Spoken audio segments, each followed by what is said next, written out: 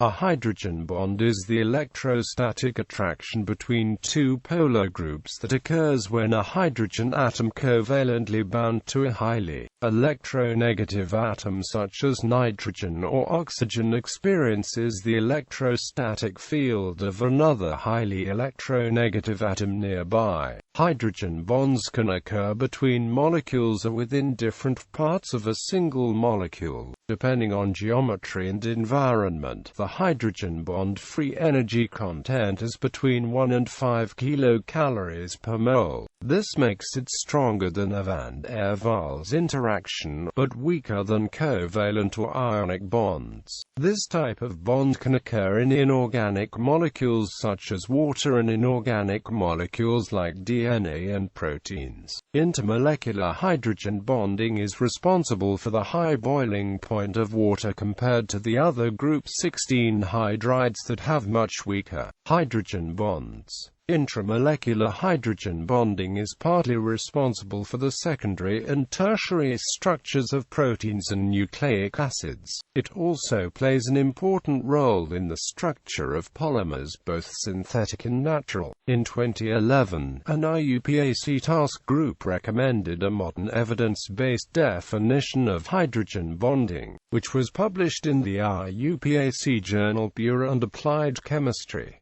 This definition specifies the hydrogen bond is an attractive interaction between a hydrogen atom from a molecule or a molecular fragment XH in which X is more electronegative than H, and an atom or a group of atoms in the same or a different molecule in which there is evidence of bond formation. An accompanying detailed technical report provides the rationale behind the new definition. Bonding. A hydrogen atom attached to a relatively electronegative atom will play the role of the hydrogen bond donor. This electronegative atom is usually fluorine, oxygen, or nitrogen. A hydrogen attached to carbon can also participate in hydrogen bonding when the carbon atom is bound to electronegative atoms, as is the case in chloroform CHCl3.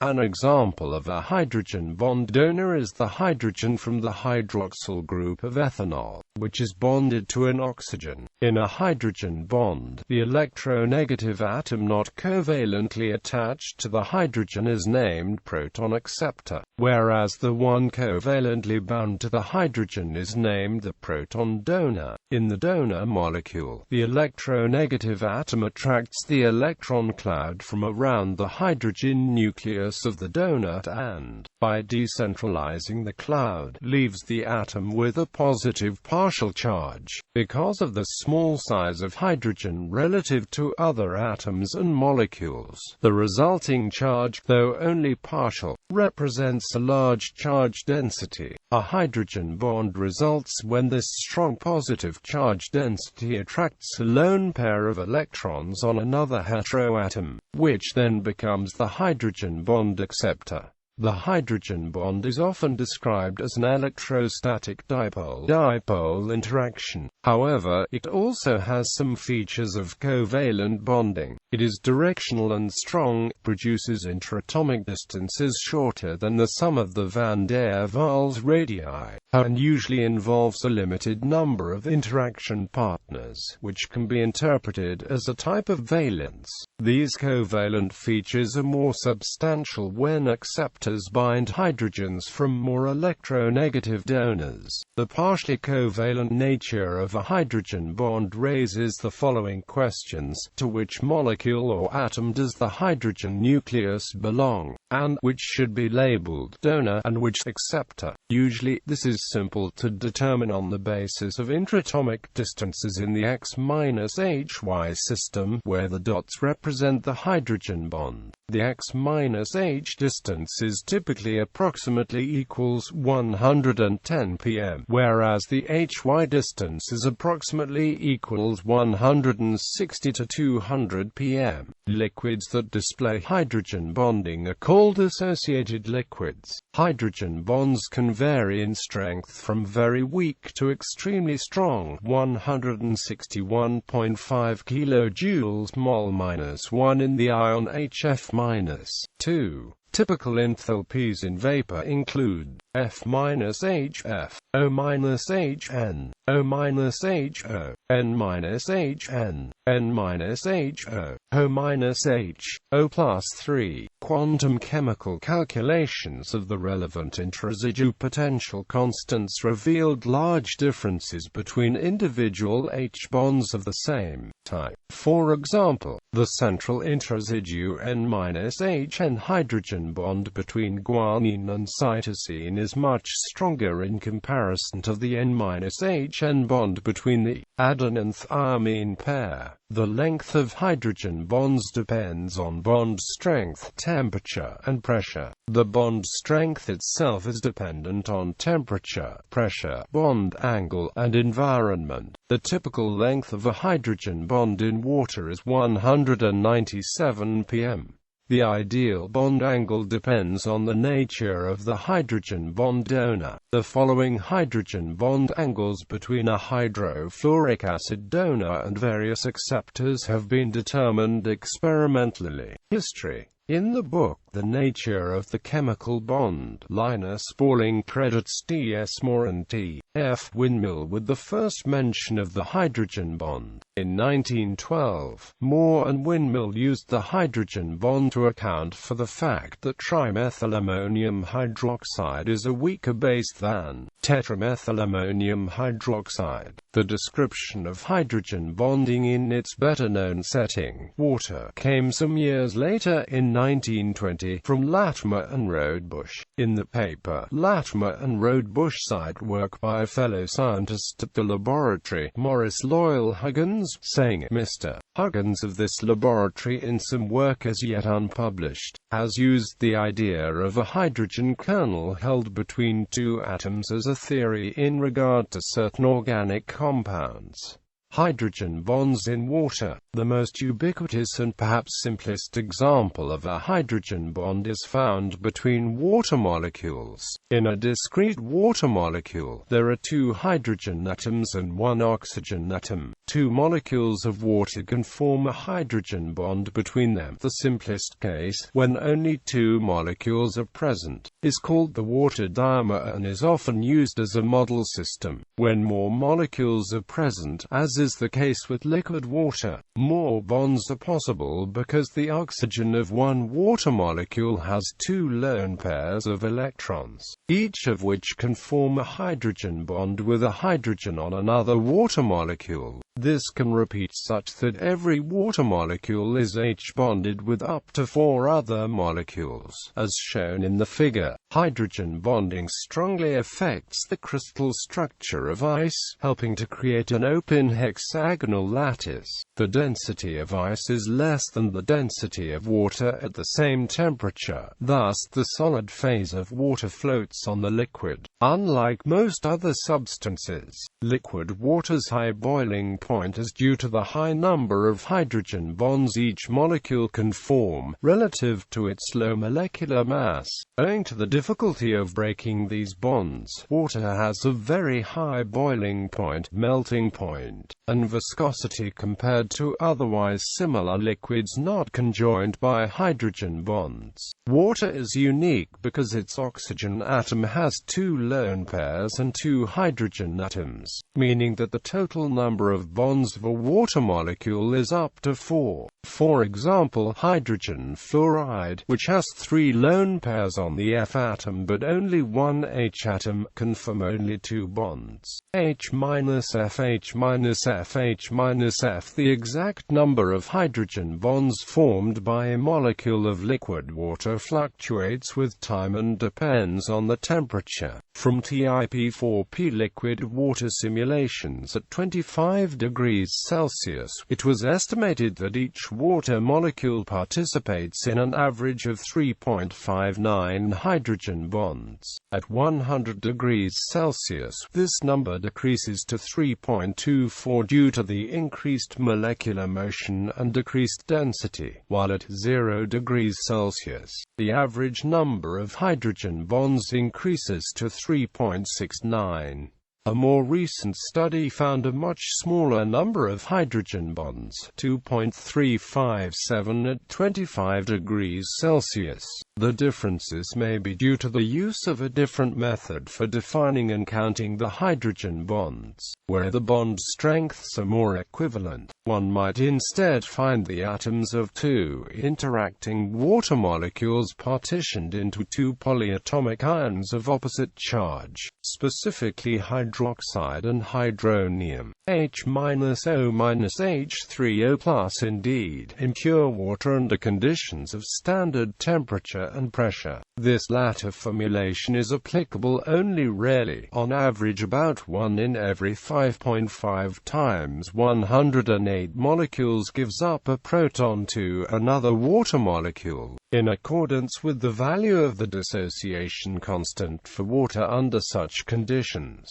It is a crucial part of the uniqueness of water, because water may form hydrogen bonds with solid proton donors and acceptors. It may competitively inhibit the formation of solid intermolecular or intramolecular hydrogen bonds. Consequently, hydrogen bonds between or within solid molecules dissolved in water are almost always unfavorable relative to hydrogen bonds between water and the donors and acceptors for hydrogen bonds on those solutes. Hydrogen bonds between water molecules have an average lifetime of 10⁻11 seconds, or 10 picoseconds.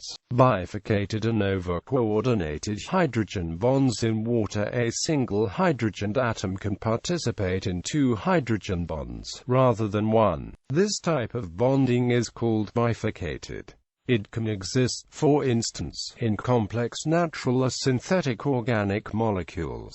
It has been suggested that a bifurcated hydrogen atom is an essential step in water reorientation. Acceptor-type hydrogen bonds are more likely to form bifurcation than a donor-type hydrogen bonds, beginning on the same oxygen's hydrogens. Hydrogen bonds in DNA and proteins. Hydrogen bonding also plays an important role in determining the three-dimensional structures adopted by proteins and nucleic bases. In these macromolecules, bonding between parts of the same macromolecule cause it to fold into a specific shape, which helps determine the molecule's physiological or biochemical role. For example, the double helical structure of DNA is due largely to hydrogen bonding between its base pairs, which link one complementary strand to the other and enable replication. In the secondary structure of proteins, hydrogen bonds form between the backbone oxygens and amide hydrogens. When the spacing of the amino acid residues participating in a hydrogen bond occurs regularly between positions I+4, an alpha helix is formed. When the spacing is less between positions I and I+3, then a 310 helix is formed. When two strands are joined by hydrogen bonds involving alternating residues on each participating strand, a beta sheet is formed. Hydrogen bonds also play a part in forming the tertiary structure of protein through interaction of R groups. The role of hydrogen bonds in protein folding has also been linked to osmolyte-induced protein stabilization. Protective osmolytes, such as trihalose and sorbitol, shift the protein folding equilibrium toward the folded state, in a concentration-dependent manner, while the prevalent explanation for osmolyte action relies on excluded volume effects that are entropic in nature. Recent circular dichroism experiments have shown osmolyte to act through an enthalpic effect. The molecular mechanism for the role in protein stabilization is still not well established, though several mechanisms have been proposed. Recently, computer molecular dynamics simulations suggested that osmolytes stabilize proteins by modifying the hydrogen bonds in the protein hydration layer. Several studies have shown that hydrogen bonds play an important role for the stability between subunits in multimeric proteins. For example, a study of sorbitol dehydrogenase displayed an important hydrogen bonding network which stabilizes the tetrameric quaternary structure within the mammalian sorbitol dehydrogenase protein family. A protein backbone hydrogen bonding completely shielded from water attack is a dehydron. Dehydrons promote the removal of water through a protein's ligand binding. The exogenous dehydration enhances the electrostatic interaction between the amide and carbonyl groups by shielding the partial charges. Furthermore, the dehydration stabilizes the hydrogen bond by destabilizing the non-bonded state consisting of dehydrated isolated charges. Hydrogen bonds in polymers. Many polymers are strengthened by hydrogen bonds in the main chains. Among the synthetic polymers, the best-known example is nylon, where hydrogen bonds occur in the repeat unit and play a major role in crystallization of the material. The bonds occur between carbonyl and amine groups in the amide repeat unit. They effectively link adjacent chains to create crystals which help reinforce the material. The effect is greatest in aramid fiber, where hydrogen bonds stabilize the linear chains laterally. The chained axes are aligned along the fiber axis, making the fibers extremely stiff and strong. Hydrogen bonds are also important in the structure of cellulose and derived polymers in its many different forms in nature, such as wood and natural fibers such as cotton and flax. The hydrogen bond networks make both natural and synthetic polymers sensitive to humidity levels in the atmosphere because water molecules can diffuse into the surface and disrupt the network. Some polymers are more sensitive than others. Thus, nylons are more sensitive than aramids, and nylon 6 more sensitive than nylon 11. Symmetric hydrogen bond. A symmetric hydrogen bond is a special type of hydrogen bond in which the proton is spaced exactly halfway between two identical atoms. The strength of the bond to each of those atoms is equal. It is an example of a 3-center 4-electron bond. This type of bond is much stronger than a normal hydrogen bond. The effective bond order is 0.5, so its strength is comparable to a covalent bond. It is seen in ice at high pressure, and also in the solid phase of many anhydrous acids such as hydrofluoric acid and formic acid at high pressure. It is also seen in the bifluoride ion-. Symmetric hydrogen bonds have been observed recently spectroscopically in formic acid at high pressure. Each hydrogen atom forms a partial covalent bond with two atoms rather than one. Symmetric hydrogen bonds have been postulated in ice at high pressure. Low barrier hydrogen bonds form when the distance between two heteroatoms is very small. Dihydrogen bond. The hydrogen bond can be compared with the closely related dihydrogen bond, which is also an intermolecular bonding interaction involving hydrogen atoms. These structures have been known for some time, and well characterized by crystallography. However, an understanding of the relationship to the conventional hydrogen bond, ionic bond, and covalent bond remains unclear. Generally, the hydrogen bond is characterized by a proton acceptor that is a lone pair of electrons in non-metallic atoms. In some cases, these proton acceptors may be pi bonds or metal complexes. In the dihydrogen bond, however, a metal hydride serves as a proton acceptor, thus forming a hydrogen-hydrogen interaction. Neutron diffraction has shown that the molecular geometry of these complexes is similar to hydrogen bonds, in that the bond length is very adaptable to the metal complex hydrogen donor system. Advanced theory of the hydrogen bond.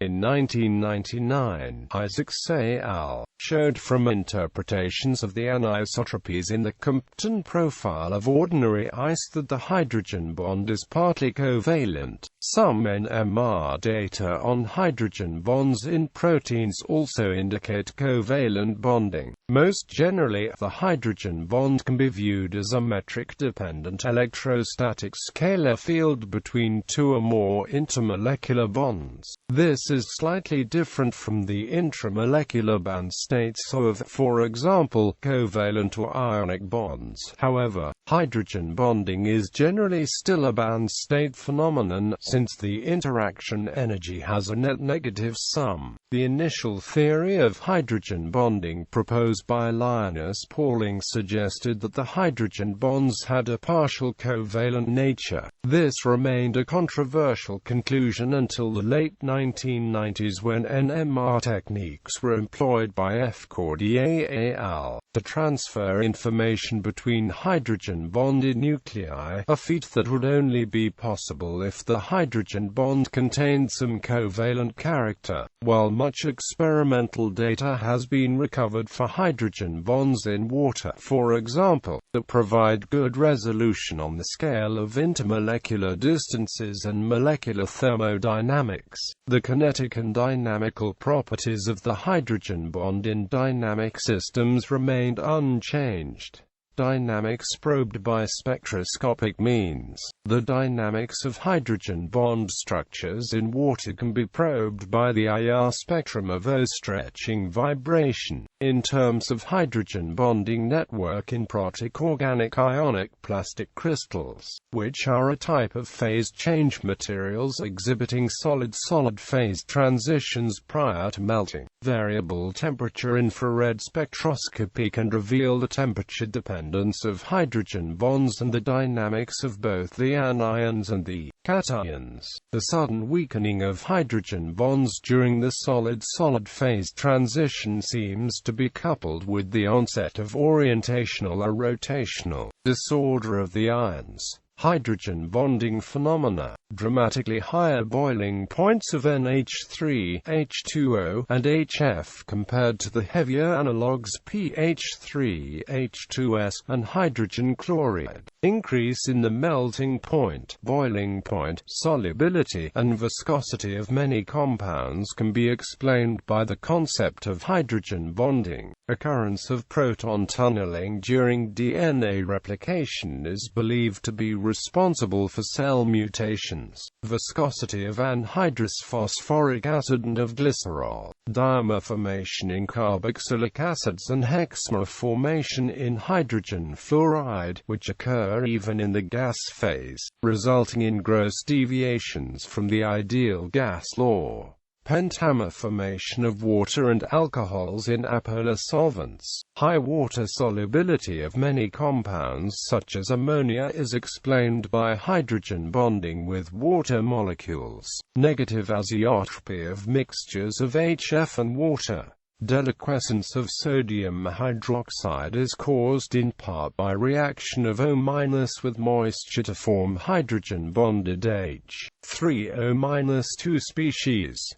An analogous process happens between NaNH2 and NH3, and between sodium fluoride and HF. The fact that ice is less dense than liquid water is due to a crystal structure stabilized by hydrogen bonds. The presence of hydrogen bonds can cause an anomaly in the normal succession of states of matter for certain mixtures of chemical compounds as temperature increases or decreases. These compounds can be liquid until a certain temperature, then solid even as the temperature increases, and finally liquid again as the temperature rises over the anomaly interval. Smart rubber utilizes hydrogen bonding as its sole means of bonding, so that it can heal when torn, because hydrogen bonding can occur on the fly between two surfaces of the same polymer. Strength of nylon and cellulose fibers. Wool, being a protein fiber, is held together by hydrogen bonds, causing wool to recoil when stretched. However, washing at high temperatures can permanently break the hydrogen bonds and a garment may permanently lose its shape.